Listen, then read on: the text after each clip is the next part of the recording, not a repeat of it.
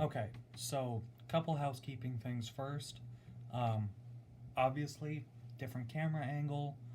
Um, my iPad is dying, and this is the only place that that my charger can reach that I can still record from. So you get the original camera angle. Second, as I'm recording this, I know that the Condors game in Stockton just ended, but I have a couple videos that I have to make before I get to that, and I'm also waiting for the box score to come out.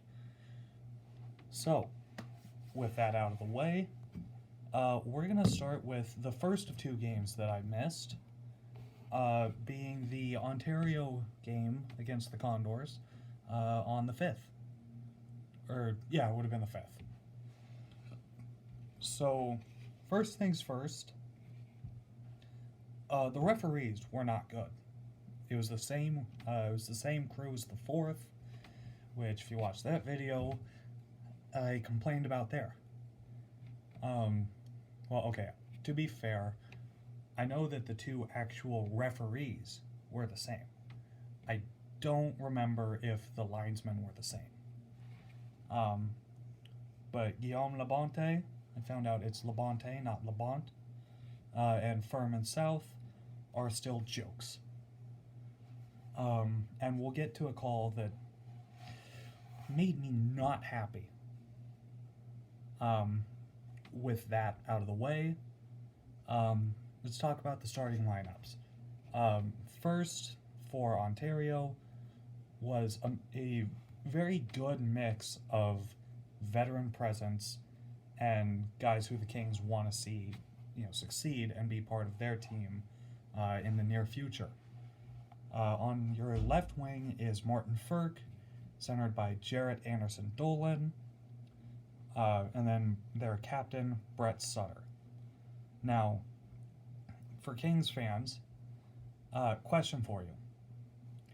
Why do you guys like players named Jarrett so much? I mean, Jarrett Stoll, Jarrett Anderson Dolan. There was another one, I can't remember. Yeah, why? And then on the blue line is Austin Strand paired with Ryan Stanton, noted former Condor, and in the net Cal Petersen. I like that lineup. If I was a Rain fan, that's pretty good. You have a couple guys who can score in Firk and Sutter. Paired with a young guy who can pass the puck and who's really good. Made a couple of Anderson Dolan made a couple of nice passes. So that's smart on on their coach's back, on their coach's benefit, I guess. And then Strand and Stanton, solid pairing. And Cal Petersen. We will get to Mr. Petersen and some of the saves he made, because wow, did he make a couple of just legitimate 10-bell saves. And then the Condors come out with, it's their top parent or their top line of Tyler Benson, Cooper Marody, Josh Curry. It was their top line in the preseason. It was their top line all of last year, and I mean before Coop went down, that was their top line in the playoffs. Why would you break that up? And Woodcroft doesn't. And then comes a really interesting pairing that, as of right now, Woodcroft has stayed with for the most part. Evan Bouchard and Jake Kulovich. I mean, it makes sense. Kulovich is really defensively responsible. Bouchard is, Bouchard. We know what he is. And yeah, I mean, it's just kind of worked. And then in net, because it's the back half or the second half of a back-to-back, you put in your backup goalie, Stuart Skinner. Now, so with the lineups out of the way and the slight beginning of ripping on the officials, let's get to the game. So first, because it was funny to me. I was at the game. Um, Condors get a kid from Australia who's a Condor fan to come up and do the siren that we have before games. Cool. He keeps going on the siren for a little bit too long, and it goes into gameplay. Now, granted, it's not entirely his fault. I've never done the siren, but I'm pretty sure it doesn't just, cut off. Doesn't affect the game whatsoever. I just thought it was kind of funny. So then, puck drop. Let's go. And immediately, the Condors come out and are buzzing. Every shot, every 50-50 battle, every puck bounce, it all seems to be going the Condors' way. Granted, they don't get a goal out of it, but, they're really starting to turn it up. And Cal Petersen made the first of many phenomenal saves. This one on Joe Gambardella. If I remember it correctly, Gamby walked in, put it on the backhand, and tried to go back across Petersen. Petersen kicks the leg out, and it bounces all the way out to the high point. Where, Caleb, I know it's an empty net, but you got to fight through traffic. You got to hit the net there. Just aim for the middle of the net. You don't need to go top corner on it. Just put it in. But he misses the net, so it stays a tie game. So, like I said, Condors come out flying. They're getting all kinds of really good opportunities, but can't get the puck to go in. So the Condors, they just keep pressuring and pressuring and pressuring. So logically, Ontario scores first. So Anderson Dolan skates in, and I realized there's a reason he was drafted pretty high, in terms of rounds. He's very good. So Anderson Dolan sees Daniel Brickley coming into the zone on his right, so he passes it over to Brickley. Daniel Brickley sees Paul Ledoux, noted NHL defenseman, skate in behind Anderson Dolan. So he tries to fire it over there. Now, Cooper Marody also sees Paul Ledoux skating into the zone. So Coop, being the mostly defensively responsible player he is, puts his stick out, does a pretty good job of, knocking it down. Except it bounces right to Martin Ferk, who just whacks at it, and it's a goal. I don't know how that went in, but I have to give credit to Martin Ferk. Good offensive awareness, because I wouldn't have thought to, see it and just whack at it. But he did. Skinner didn't think he would. 1-0 Reign. That's an unfortunate bounce, but that's hockey. What are you going to do?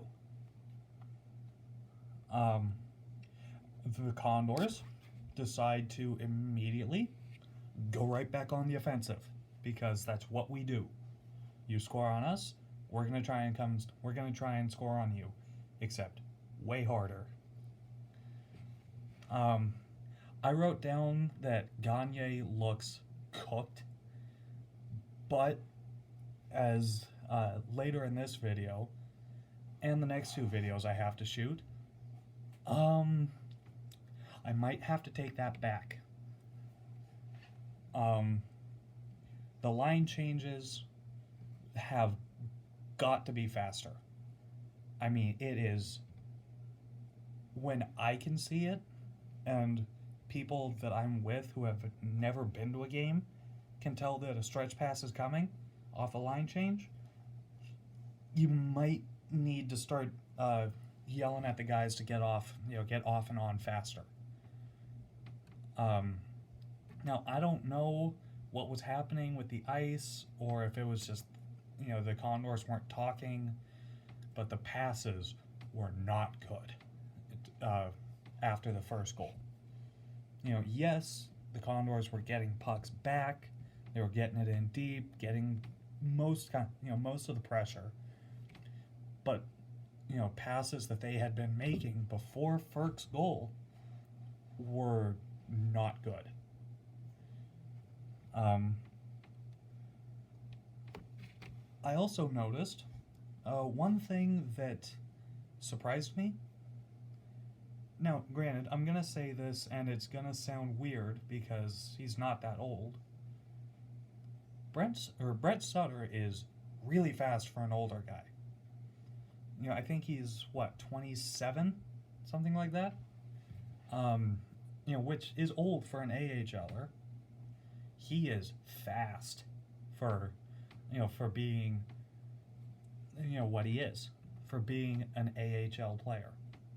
Now, granted, nothing wrong with being an AHLer.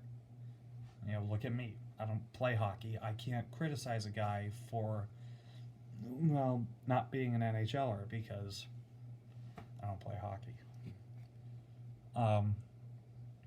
So they get Ontario gets a couple shots on, and I noticed something that I noticed in the preseason game against Stockton, but I really noticed in this game. The Condors have the same mentality of the Three Musketeers when it comes to poking at our goalie or picking at one of our guys after whistles or, during play. It's one for all, that's this, and all for one. They do not take people's crap. It might not always end up with a fight, but you're going to hear about it. You're going to hear someone say, hey, don't touch my goalie. Or you're going to hear someone say, hey, don't dive. Don't elbow my player. And I love it. It might not always end up with, other players on the ground, and our guy standing over him with a fist. But it doesn't always need to. The Condors did a very good job of standing up for themselves, even if Ontario didn't want to let them. Also, there was a little bit of, physicality from the Condors, which I'm always a fan of. Especially Jake Kulovich. He had a very good game, even though I don't think he got on the scoreboard. He was really good defensively, made a couple of really nice passes, laid a couple of pretty big hits, and was just a good defenseman in this game. With all the shots the Condors were getting, halfway through the game, or halfway through the period, I should say, the shots were 8-5 Condors. After it being 4-3 Ontario at the Ferk goal, Petersen was just saying, "No, I'm keeping this a 1-0 game," and that's what you want out of your goalie. Is you want him to say, "No, you just aren't going to score on me," and be able to back that up. And I'll give Ontario credit. While they did not have the majority of the chances, the ones they had were very high danger. Whereas they limited the Condors to really kind of low danger chances, but they gave up a lot of them. One thing I have to give a certain Condor player credit for, I believe, the first time this season. Kyler Yamamoto is, bar none, the Condors' best player this year. Not Marody, not Benson, not Bouchard, not McLeod. No, Kyler Yamamoto. He was everywhere in this game. And during the game against Stockton, that I'll make a video about soon, hopefully, he is the equivalent. Now, let me explain this before people jump on me about it. He is the Condors' equivalent of Mitch Marner for the Toronto Maple Leafs. No, I'm not saying Kyler Yamamoto is as good as Mitch Marner. I'm saying that for the league and the level that he is at, all of the Condors' plays seem to go through him. Kind of like how it does with Marner. Anytime he's on the ice, he's got the puck. Whether that's because he's just faster than you, he's better defensively, or a part that I didn't think I was gonna say, he hits you. I mean, we kind of knew that Yamamoto could hit some people, but he has been hitting people. Granted, they're all smaller guys, so you're not going to see him go out and, throw a hit on a guy like, granted, same team, but, guy who's Vinny Desharnais' size. You might see him hit a guy who's Tyler Benson sized, but he's going to make the most of that hit. And I think he knows that that's, physicality and being able to play at a high level is what makes you, is what gives you a huge fan club here in Condors Town. Just ask Joe Gambardella and Josh Curry, and going back to ECHL days, Andrew Iannero. Ask any one of them, and they'll tell you, yeah, that's kind of how it works.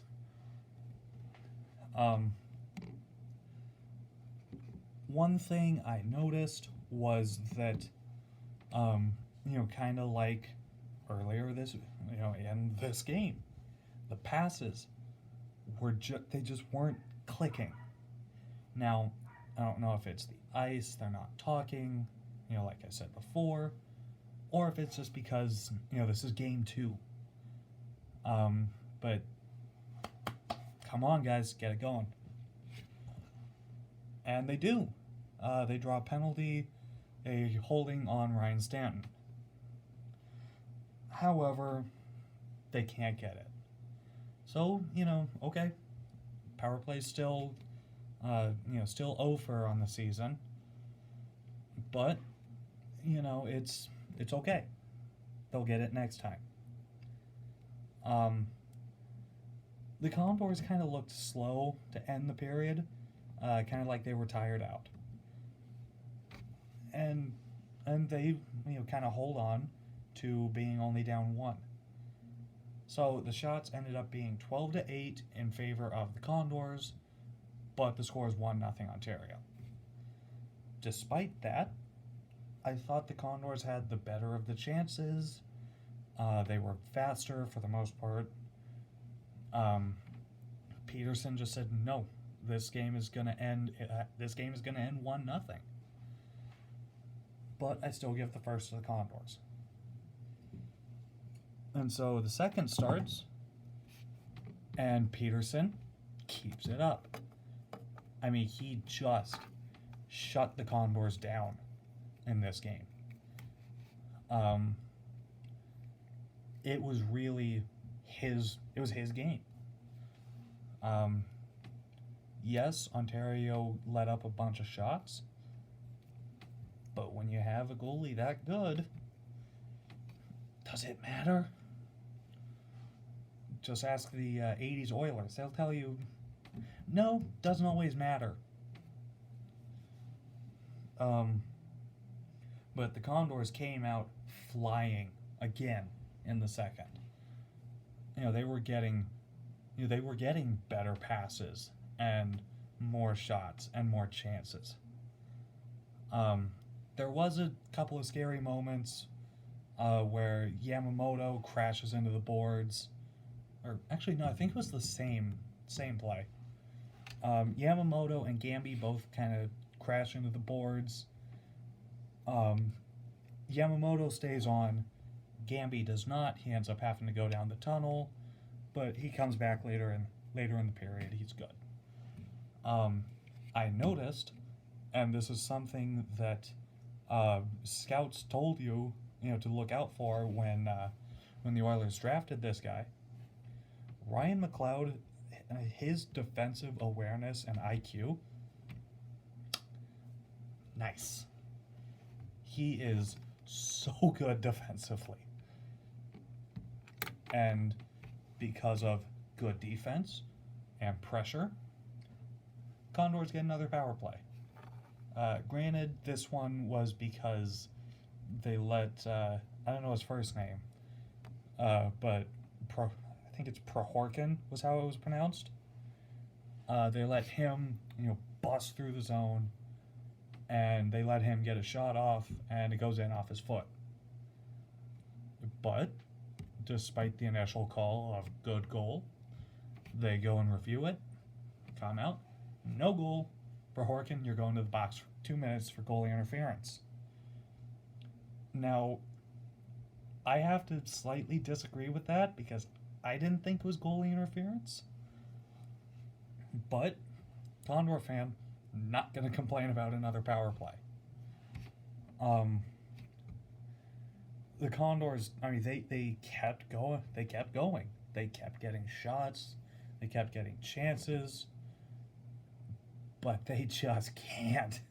They can't get anything going. They can't get it past Petersen. So power play ends. Now, the Condors were a little bit passive, I thought, on the power play. You got to get in there and get a rebound because Petersen was giving them up.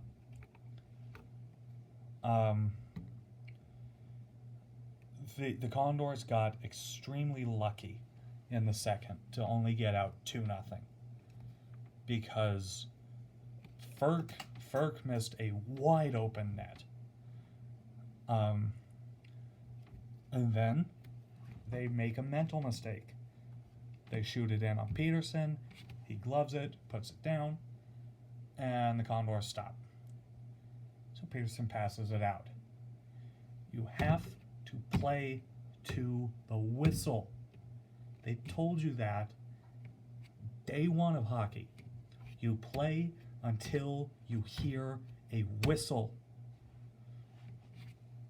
No excuses. Don't do it again. And they didn't, to their credit. They played to the whistle after that, and they did a good job. Petersen just shut it down. I know I keep saying that, but that's why the Condors lost this game. I also forgot to mention the score at the start of the video. Condors lose 3-2 in overtime to the Ontario Reign. No, I'm not going to reshoot that because this video is already almost half an hour. Which, if you watch all of this, thank you. You are the best person.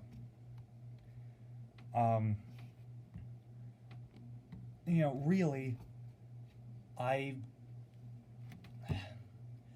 guess we'll skip ahead to the third. Or, no, we'll skip ahead to the 2-0 goal.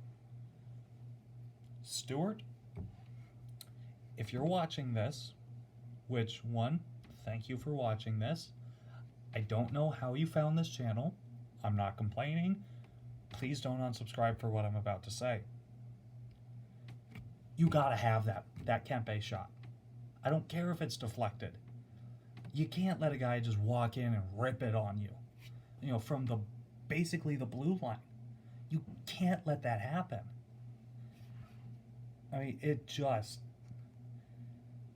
I don't care if that got deflected in front of you.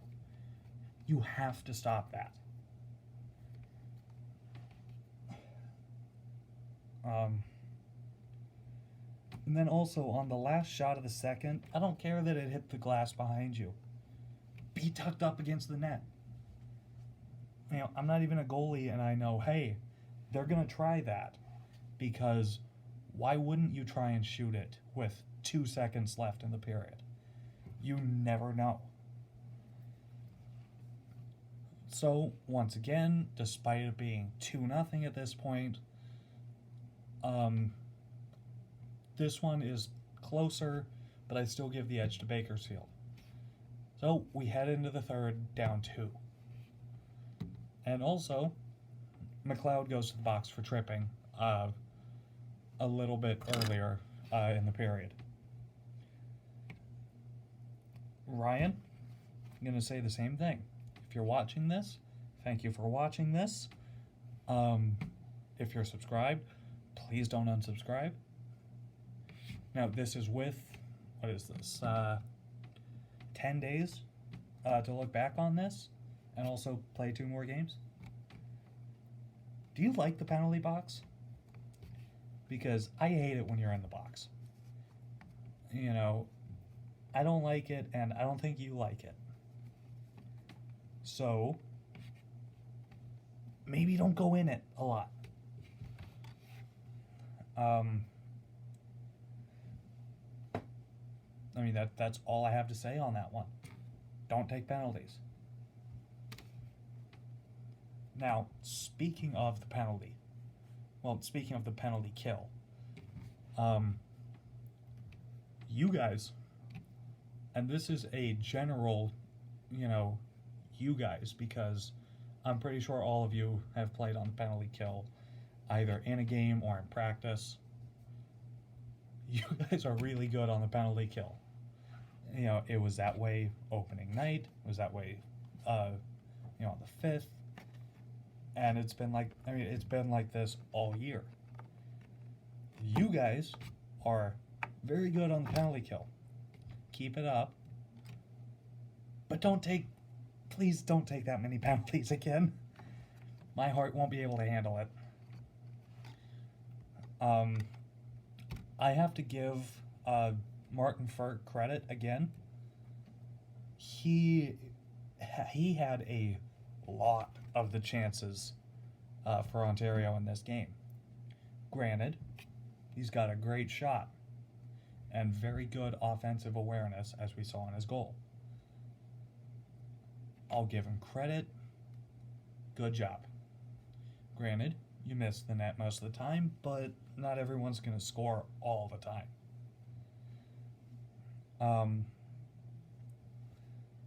So, funny story about the 2-1 goal. I was sitting way up behind Petersen, in the upper tank.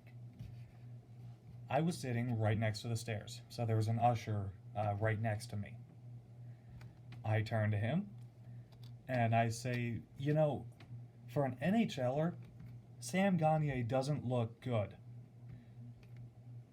Well, okay. I was about to say good when said player, Mr. Sam Gagner, walks out from behind the net and just fires a gorgeous pass to Kyler Yamamoto, who says, "Hey, I know where to put this." Bing! Into the net. 2-1 Condors. I have to... I love it when Condors players make me look like an idiot when I'm calling them out. I love it. That's the only time I like looking stupid, is when the Condors do it.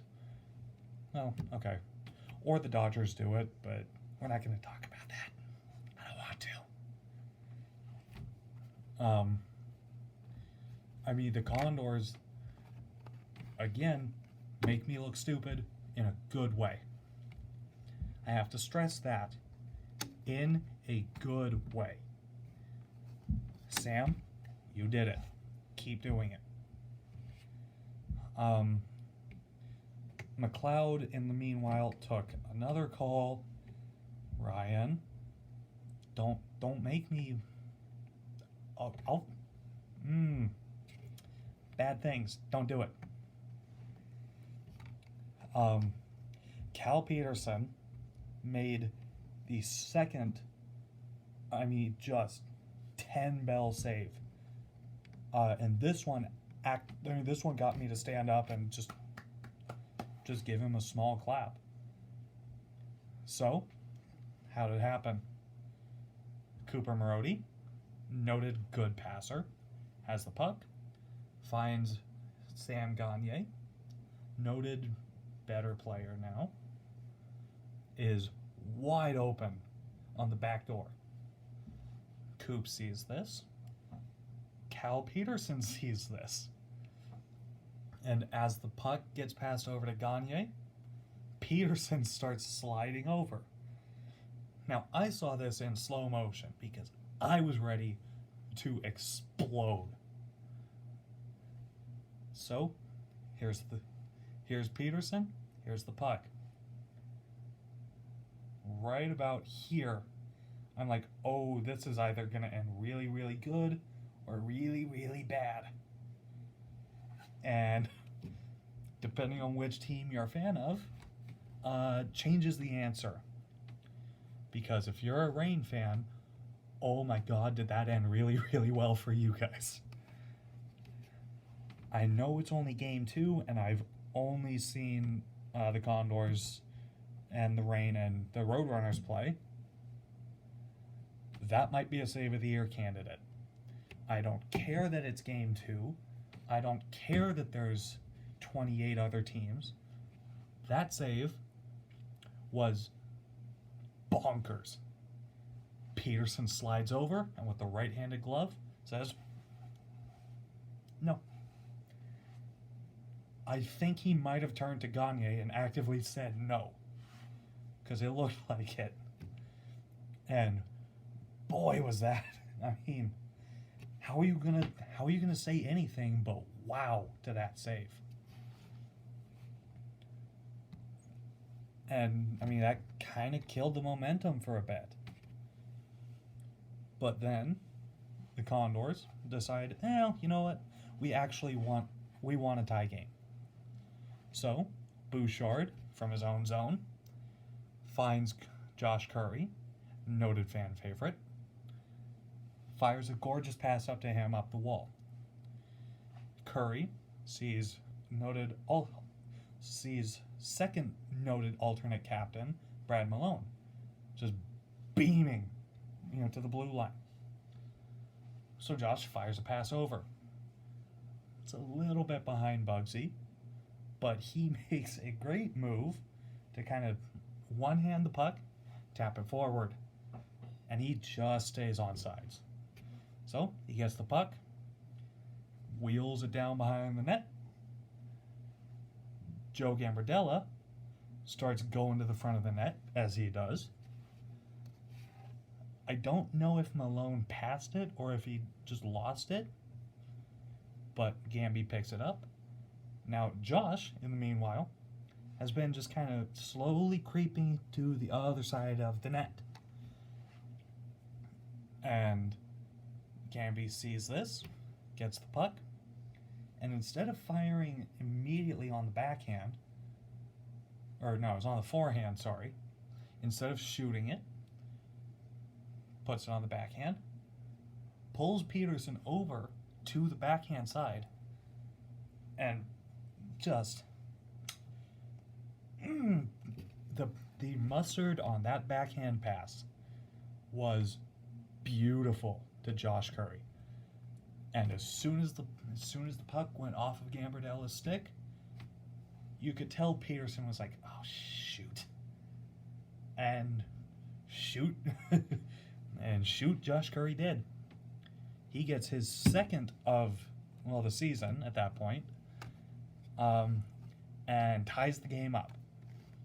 And he knew it, and he was pumped about it, as one should be. The Condors tie this game up 2-2. And boy, if the third period was not the Condors, period. Until the hit and missed call that made me say some not nice words at the game and then on Facebook later. So, puck gets passed to Brad Malone, who had a underrated game up to this point. Really nice pass, and it's right on the Reign bench. Mikey Isamont, who had already been throwing some dirty hits in this game, late hits. I saw a couple elbows, maybe a couple unnecessary cross checks. Skates over and just bing, right to the chin of Mr. Malone. And so immediately, I'm like, hey, that's a call. That's elbowing. That's elbowing to the head. That's got to be at least a 2. So I'm looking at the ref, and no call. And I say some not nice words, and I follow the puck. What I don't see is Josh Curry deciding to skate over to Mikey Isamont and say, hey, not cool, dude. And Isamont, being a coward, skates away. I think Josh would have, probably actually murdered him if the two had gotten in a fight. Meanwhile, on the other end of the ice, with Sheldon Rempel skating in, Samorukov just missed a hit. I mean, it might have ended up being knee on knee, but Samorukov was trying to send Rempel to the moon. If you go and watch the replay, oh boy, if that hit was full force, I would not want to be Sheldon Rempel.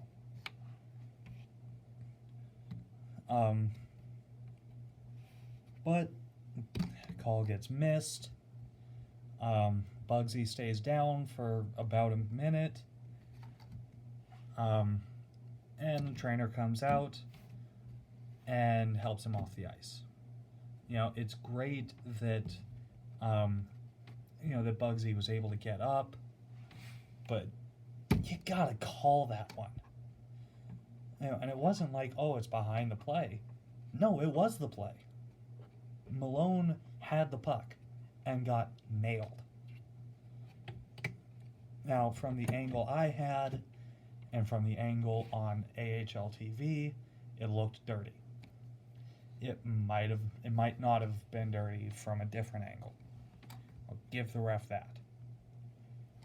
But maybe call that one. And the Condors finally get a call, but it's on a tripping. And they don't do anything with it.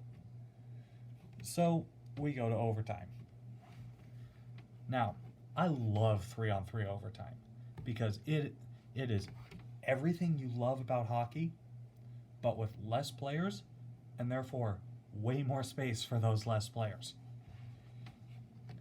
And the Condors sent out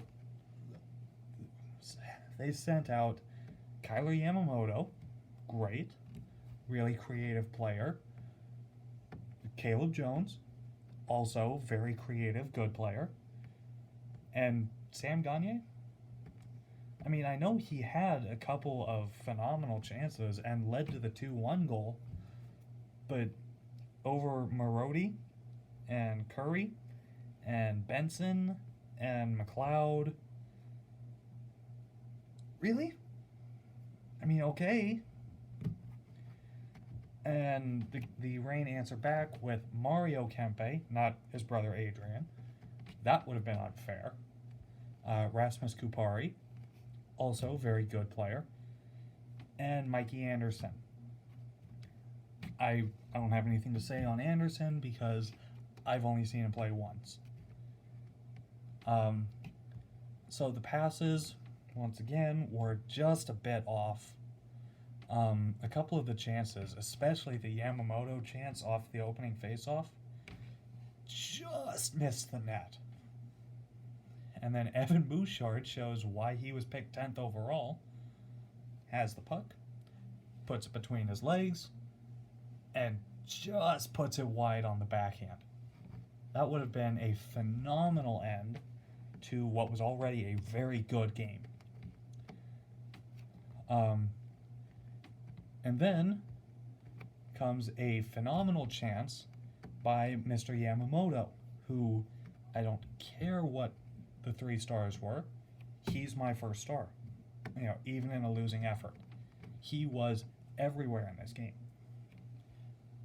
So, the way I'm going to describe this is video games. For those of you that play NHL 20, you know the deke where you have the puck on your forehand, you flip it, you go towards the puck, and you pick it up, and it sometimes leads to a really great shot. He did that, but I think accidentally. Still gets the shot off though, and boy, would that have been a gorgeous goal. And then Sam Gagner, once again trying to make me look like an idiot, throws a gorgeous pass to Yamamoto, who just misses it. But Condors get it back. They go outside the zone for a couple, for some line changes. They come back in, and Josh Curry's one-timer just misses the net, and that leads to the game-winning goal. Rasmus Kupari picks the puck up, brings it into the zone, stops at about the hash marks, drops it for Clegg, who walks in, whiffs on the shot, but still has the presence of mind to backhand the puck to Mario Kempe, who buries it into the open net. It's unfortunate, but you know what? We got a point out of it. Really, if you play this game 10 times out of 10, if you play this game 10 times, the Condors win 9. They just couldn't get the puck to bounce. So, I mean, that's it, really. I think the actual first star was Cal Petersen, which, okay, fair. I think second was Mario Kempe, which, okay, yeah, fair. I don't like giving the third star to Curry. Yes, he had the game-tying goal.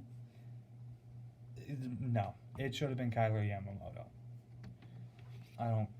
He's the Condors' best player, night in and night out, so far. Plain and simple. So that's it for this video. If you watch the entire, what's my time at? Almost 45-minute video for this. Thank you. I will do my best to make the next one shorter. No promise.